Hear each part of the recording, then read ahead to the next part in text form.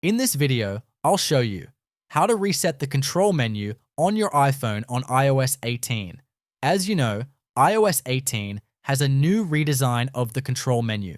So if you hadn't made changes to your control menu or moved things around, added controls, and you simply want to reset it again back to the original state, this is what you can do. So let's get started. So the first thing you're going to want to go ahead and do is go into your setting on your iPhone and then scroll down under the control center, setting itself. And right here gives you the ability to reset your control center. This will reset your control center layout to factory defaults. So I click on that. As you can see here, this option allows me to do a control center reset. So I click on that.